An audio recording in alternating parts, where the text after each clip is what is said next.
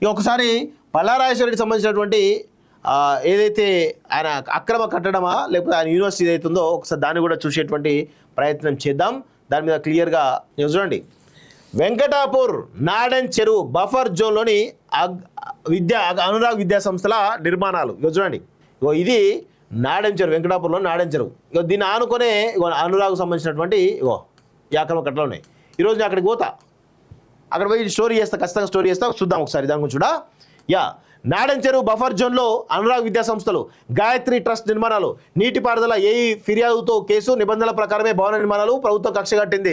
Rajeshwara data నువ్వు గత 10 ఏళ్ళలో ప్రభుత్వాన్ని అడ్డు పెట్టుకుని నువ్వు దొంగ పనులు లంగ పనులు చేయలేదా లుచ్చా? ఇప్పుడు వచ్చి మాట్లాడుతావు నువ్వు.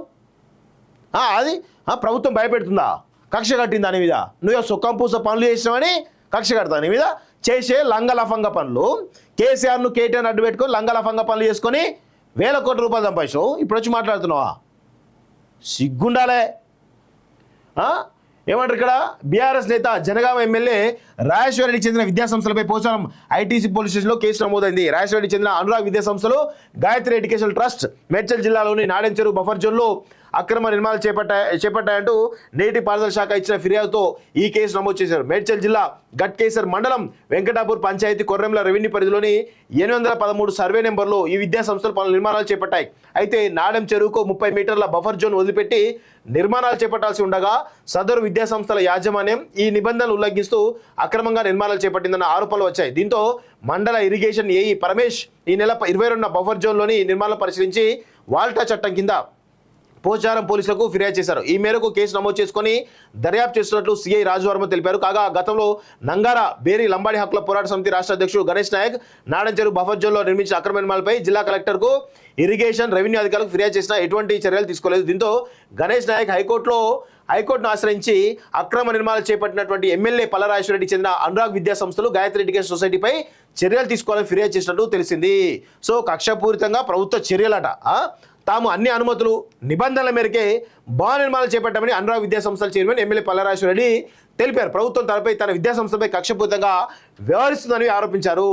అసలు నేను కక్షపూరిత వ్యవహరించాల్సిన అవసరం ఉంది. నువ్వు సక్రమంగా కట్టాలి. క్లియర్ కనబడుతుంది చెరువు పక్కన అక్రమ నిర్మాణాలు. అది కూల్చివే నీ కాదా? నీ అయితే అంత దగ్గరలో ఎందుకంటే చెప్పాలి.